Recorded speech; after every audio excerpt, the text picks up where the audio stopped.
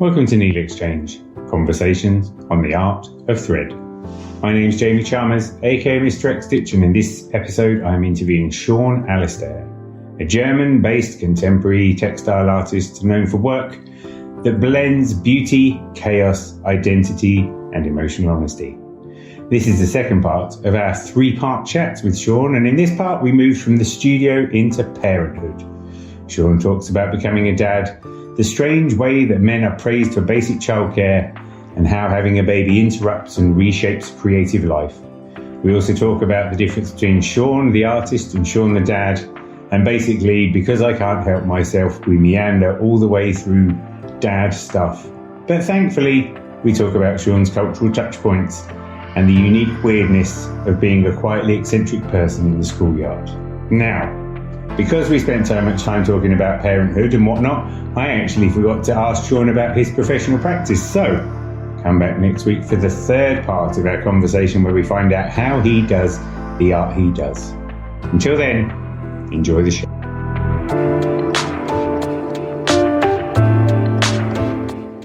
So then, into all of this, a child is born, and now you are a dad for an entire 2 months. Yeah. How's it going? It's been life-changing, of course, because as a child, but I've always wanted to be a dad. I love the experience of being a dad. I love all these experiences. I'm never the type of person who's like, oh, I wish she could stay a baby forever. I like to see her grow. I like to see her develop. I can't wait for her to be 15 and to have an opinion. Like I'm looking forward to those moments. Yeah, and well, I grew up alternative, so we always joke that I'm like, do you want a tattoo? Do you want to get like blue hair? Do you want a mohawk? And she'll probably be like, no, Dad, I'm fine, and yeah, I'm going to be an actuary, Dad. You'd be like, yeah. Like, do you want to listen to punk music? And she'll be like, no, I'm fine. So, but in a way, it's been very healing and very transformative. It's kind of hard to explain. I remember people being like, oh, when you have a kid, it's different. Your brain changes. And I was like, yeah. But then when I see this like little person, I was like, I felt the chemicals in my brain change. So, a poopy diaper has no effect on me. Her crying gets me. Like it has this effect on me, which is scientifically proven to happen to gay dads, that even if they're not, biologically related to the kid, or, they obviously didn't birth the child, but that it does have that effect on them. And so that alone has been quite spectacular. I mean, hard colic. We had a few weeks of colic. We were in an Airbnb, and we would just, luckily it was in a nice area, and we would just walk the block for hours and hours and hours and hours and hours. And, the first few times we try to look somewhat presentable, but by, week 2, it was, 11 o'clock, we're still in our pajamas, just looking exhausted. And some of the neighbors were like, do you guys sleep? I'm like, no. Yeah. But anybody who's a parent can immediately sympathize, I think. Yeah. But it's interesting. The most interesting thing about being a dad is a woman could have 13 kids hanging off of her while juggling chainsaws and fighting an alligator, and society would be like, do more. A man holds a baby and we're called heroes. It's crazy. And so my husband and I, we will, be holding her in a carrier, and everyone's like, wow, oh my gosh, you guys are amazing. Can't believe you're holding your daughter. I'm like, well, how else are we getting her around? Or I changed a diaper in a bathroom. They're like, whoa, you're doing an amazing job, man. And like, good job. Like it's hilarious where, again, a woman does it, and it's like, you're not also working right now, lazy. Yeah, doing the ironing. I feed her in public, and everyone's like, they give me the approving nod, or like this. I got a thumbs up once. I'm like, my ego is through the roof now. I'm feeling pretty fantastic, but it's quite hilarious. I deliberately did it the other day. We were out with the girls and a friend of ours, and she's got, I think Maver's like 4 months old or something. And I saw some people I knew who had they run a childcare facility. They were celebrating something in the same place. And I deliberately went over to them with the baby, and they were like, oh, it's so marvelous. It's so nice. Oh, isn't he cute? And all that. I just lent into it because it was just funny, because it just goes away again. But so how does the need to look after your daughter then? Can that be a pattern interrupt with your existing modes of behavior? Does she break through the noise? Yes, it is learning, but I take it. I decided to do this, and it's just like going from being single to being in a relationship. You just have to learn your pattern and learn your rhythm. And so, like I said, I have a few things that I do every day that kind of keep me grounded, but I welcome the chaos because life without that is extremely boring. And so, there's some tough days and some good days, but it's what a boring life to not have it. I mean, I don't know how people who are single parents do it. I'm so thankful for my husband, and we can pass it off because sometimes it's like, she does not like me or she does not like you. And, I can't seem to get her to calm down or whatnot.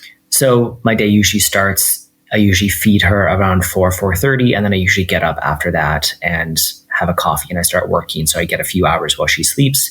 And then sometimes we have things to do. Sometimes I'm sitting at the table and she's in a bassinet beside me and I'm working. And then, if she's cooing, I can be there for her. She needs to feed, I can be there for her. Or if I have a project involving chemicals, I can go to my husband's like, hey, I don't think she wants to be spray painted. So you just have more communication and more balance and just take it slower. But I think I'm welcoming the balance because before there was no balance. It was really just all or nothing. And life got very boring and very stressful. So yeah, it's such a funny sacrifice, I think, that you do. You just have to do with stuff today is a Tuesday, and Tuesday for me is quite a hectic day because I have to do 2 school runs. We have double swimming, and then I have to take my daughter to Beavers, which is kind of like Girl Guides, but different. And it just so happens this evening I'm teaching a cross-stitch workshop at that Beavers class as well. So it's a fairly full-on day. And sometimes you just have to take a deep breath and go, and then you let the breath out at the end of the day and you think, well, maybe I'll get a bit of time to myself at some point, but it might just be doing Wordle on the toilet or something. I just say all we're doing is eating, pooping, dying, and paying taxes. Like, that's life. And we're just choosing how we fill our time up. And so again, don't take anything that seriously. It doesn't really matter. Like all the work I had, it's thousands and thousands of hours that I've just cut up. And at the time it felt very important, but it's not. And so even the work I'm doing now is not important. So it doesn't matter if it takes an extra day or not. It doesn't matter. It's like, I'd rather, have a nap with my daughter on the couch and have that moment while she's so tiny instead of working a bit more. And I think always kind of keeping that in perspective that, being focused and having goals with whatever you're doing is important. But again, we're choosing how we fill our time. Now you haven't asked for any, but I am going to give you 2 parenting tips. Can't help it, right? One is an app called the Wonder Weeks, which is free. You can download it on your phone. You put your baby's date of birth in it. Babies' brains develop, and at certain points they do things like they understand that not all black things are the same, or they understand the concept of distance. And prior to those things, those developmental leaps happening, they go through sleep regression, which is the critical thing here, you see. So what the app does is you plot in their date of birth and it gives you a rough schedule that says around this sort of time, they're 7 months old. That means their brain is going to evolve in this direction. So roughly speaking, there'll be about a week beforehand where the sleep's going to go out of rye. Such a helpful piece of information, because just when you think you get used to, particularly in the early stages, you get used to a pattern of life and then it gets disrupted. But that's usually because they've just worked out that maybe your face is actually different to your husband's face, because that's never happened before in their brains, So such a useful tool, that one. You're the third person who's suggested that app to us. So I think we have to get it. Yeah. Honestly, because what it also does as well, there was a thing of it's daft because we just take it for granted. But the distance thing is they suddenly understand that distance is the thing. And that means that when they leave the room, they can't comprehend if you're just out of the door or a million miles away. And it's fascinating because we just take it for granted. But I found that really useful because it also then can recommend things you can do that will support that developmental change at the same time. So there's that. Second one, quite easy. Watch Bluey. That is all. Okay. Bluey will help you be a better parent, sort of, to some extent. Admittedly, Bluey and her sister are older than your daughter, but nonetheless, it's very entertaining. There's episodes of it that make me cry. And there's one episode that always makes me cry. And when we put it on, Flora, my oldest, sits like this, just staring at me, waiting because she knows the cry is going to be coming or something. So it's very satisfying, really. But no, it's amazing. It'll be interesting to see a year down the line, 2 years down the line, how that has influenced your work. Because obviously it's too early days at the moment to really tell, isn't it? But it's bound to. I thought it would, but not quite my surrounding experience of getting to that journey influenced my work a lot. But with her, it was just a really positive, cool experience that I'm just enjoying it. It's kind of, I would say I'm two people. I'm Sean Alistair, the artist, and then Sean inserts married last name here, which I'll keep off the internet. The dad, that person is just like friend, family member, dad, husband, just experiencing life, and kind of keeps me centered because Sean Alistair is, the chaotic artist. And so it's a nice balance where I can kind of keep them separate and they influence each other. Can I ask a really naive question? Sure. Is it all right for you to have really lame dad jokes? Oh, yeah. I love lame dad jokes. Like I said, so I'm, am I 36? 37 soon. Born in 89, and I was a manager of 20-year-olds. And when I was nice, I was mom. When I was mean, I was dad. And I would start using their Gen Z lingo. And they hated it. So everything was like Riz or like, oh, hi, or whatever. And, I know I'm not young. And I think a very cringe thing is when, especially like millennials hate not being young anymore. And they try so hard. But I'm like, no, lean into it. Lean into the age, and lean into the dad jokes or the embarrassment. I earned it. They are very worthwhile endeavors, really. I'm going to go on to some tough lines of questioning now. If that's, oh, no, hang on. One more question before we go. What is coming up down the pipeline? What have you got planned now that you've done? Because the show started in August, so that's been a little while now. Yeah, so I did have to take some time away from art to do what I was doing, but I have a show. I'm part of the BBK in Bavaria here in Germany, so I will have a show coming up early next year, but I'm not super focused on showing my work. I'm working on my portfolio, so I did wipe my Instagram completely, and I'm posting more inspiration. It's all my work, but it's not always embroidery, so I'm kind of showing a different kind of aesthetic or more into my psyche of what I'm doing, and so all my work is getting redone, changed, just a kind of a new beginning for my perspective. So I did have people ask me what was wrong when they saw everything was deleted. And I was like, yeah, starting something new. And so post pictures of your baby for a little while as well. Just skew it. And so I will be showing more work and then, of course, doing things like that. So I have things planned. I'm lucky that I'm on parental leave, so I can focus more time on art. But right now, just kind of really working on a new direction artistically. Will you do more curation? I would love to. I would absolutely love to. Definitely, I have some conversations with people. I have some big plans, but yeah, been only here for about a month. So yeah, yeah, it's a funny one. It took me a while to get at peace with being a curator. I think it's something I sort of ended up doing, like having a podcast and all those sorts of things. The last time I produced any art was between last March when my old dog died and July when we got a new dog. And ever since then, there's been no bandwidth or whatever. So, but me being at peace with being a curator and all those sorts of things, I'm quite happy with that. So I think it's not for everybody. But I admire the fact that you did it. I'm really chuffed for you with the response that you had, even that first outing. Just the nerve of it to just go, anybody, all bets are off, let your freak fly show and just kind of go for it. It was really impressive. So if we were wearing hats to cover a massive hair, I'd be taking it off to you now. So, right, tough questions then. Do you have a favorite album? Favorite album? I really love Bots Don't Cry by the artist Trevor Something. Kind of one of my most listened. And it's not Trevor Something as I forgot the last name. It's actually Trevor Something. It's kind of new. It's like a new retro, new wave type music, but I love his music so much. I love Galore by The Cure. I've been re-listening to the Blood Brothers, which is a punk screamo band from my youth. Kind of all over the place. But I think Bots Don't Cry is probably my most played album.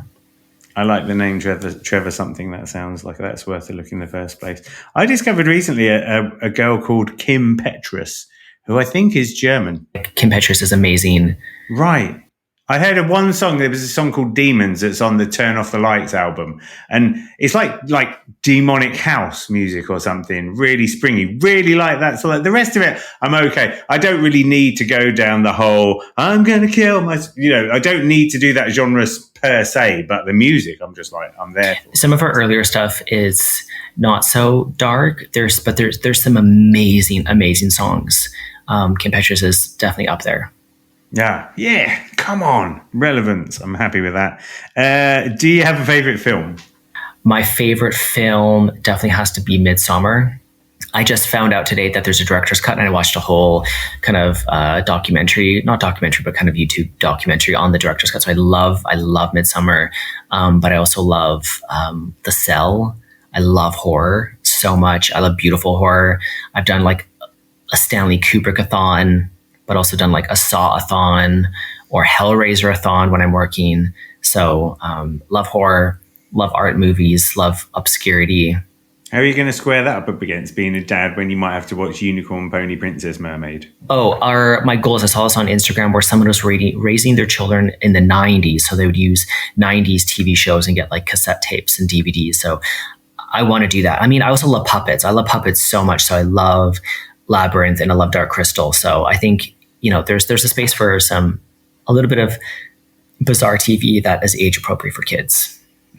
I was trying to watch The Princess Bride the other day with my children for the first time in a long time. Unfortunately, annoyingly, Annie, who's my youngest, who's 6, got a bit upset by stuff that wasn't real. She was hiding it, so it sounded worse than it actually was. So in the end, we had to leave and go and make a pumpkin pie. And I was like, still haven't watched half of that. But these are the things we do for love. Favorite book? My favorite book, my favorite story is Peter Pan. Okay. I read it multiple times, and I also have, I think it's called, was it like the White Bird or something like that, which is the original story where Peter Pan is first introduced. And so when John and I got married, he got me a first edition of that book, and so I love Peter Pan. But I also really love Walden's Pond by Thoreau. So anyone who reads and I say that to them, they think I'm a nutcase because it's a very boring book, but I love that. I love The Creative Act by Rick Rubens. If anyone's an artist, that's an amazing book. It's good to listen to that on audio because he reads it as well. So that's a fantastic book. I'm a pretty avid reader, but I don't really have anything in particular. If it's disturbing, I want to read it. Like I read 120 Days of Sodom, and I watched the movie too. So the director's cut. won't suggest it to anyone to watch or read that, but yeah. The other day we got the Book of Mary Poppins, right? It's like that thick. I don't understand. I'm overwhelmed. I don't even want to read it because it's like 800 pages. How does that, I thought it'd be like 10 minutes. Dick Van Dyke, hello, Mary. So that's kind of interesting. For you, if I may, I would recommend Meditation for Mortals by Oliver Burkeman, which is a book I gifted it a few times. It's got a lot of the pragmatism. It's got a lot of the stuff. I think you'll enjoy it because I think it's in tune with your way of thinking. A certain amount of pragmatism about things, about being aware of the troubles of the world, but not necessarily getting overwhelmed by things that are beyond your agency. Yep. That sort of thing. Cool. So definitely recommend that. Right. And then one fact about Sean Alistair that not a lot of people know. I was thinking a lot about this because I don't know what people don't know about me, but usually I have 2 things that people are usually surprised about. One, it's how little I care about my finished work. As I mentioned before, people are usually shocked when I'm like cutting it up or I spray paint it or pour liquid rubber on it. That is usually quite a surprise for people. Or it's like people who know me as an artist, they meet me as a person and I'm very calm, I'm very boring, I'm not that interesting. But then people who only know me as a person and they meet me as an artist, they realize how like eccentric my mind is. And so, it's like I have a jar that I'm collecting toenail clippings for a future piece. So that's kind of where my mind is at. But then, my day to day, I've, gardening and, we'll take care of chickens or not. So the duality of the two, it's like, oh, he's a psychopath, or, oh, he's actually really, really normal. I'm also quite short and small. And so if people see photos of me, they're like, oh, he's probably giant. And then they meet me and I'm like 5'6". I'm like 65 kilos. Fun-sized is what it is. I'm a very small, I make giant art with like a huge voice. I'm a very small, very quiet, very shy, introverted person. So that's usually quite surprising to people. They're like, I worked with a curator who is very eccentric and very loud, and he thought I would be the same until, met me in person. And I'm like, no, I don't need to wear glitter. I'm fine. I'm just going to wear my pleated pants. You are going to have fun in the schoolyard. I tell you, when you get to know the parents. We just changed schools with our daughter, And it's really nice because in the old school, I was like involved in the PTA and quite involved in the school and stuff. And now nobody knows me and it's great. But I've got this thing in my back pocket of like, I don't know, being Mr. X Stitch, having this really like random job to do with needlework and all those sorts of things. And I'm just holding on to it because it'll be useful when it comes out. But I want to hear back from you the first time you ever go, someone finds you on Instagram, like, what? Yeah, I mean, it's hard because like I'm extremely dry and extremely sarcastic and have a very cutting, dark sense of humor. So I have to be careful about that. It doesn't always translate into German. But then also I'm covered in tattoos. Like almost all my visual skin is tattooed. So it's, they see this one thing and then I'm the other thing. And yeah, it's kind of fun to play that way. Would you make sure that you do get on the PTA at your school? I think it would be very healthy for all parties concerned. I think I need to stay far away from that because you'll be running the show. You'd just be like, there'll be Easter bingo and you'd be like going, no, it will not be like that. There's this like Instagram thing about the gay audacity where we believe that we can do anything we want because we're gay. Yeah. And I have that where, if someone has a bad idea or that is tacky or aesthetically is not cool, John's like, control your face. Don't do that. I'm like, it's ugly. That's so good. That's so good. Well, Sean, thank you for having the NeedleXChange with me. That's been awesome. Yeah, it's been great talking to you. Thank you very much.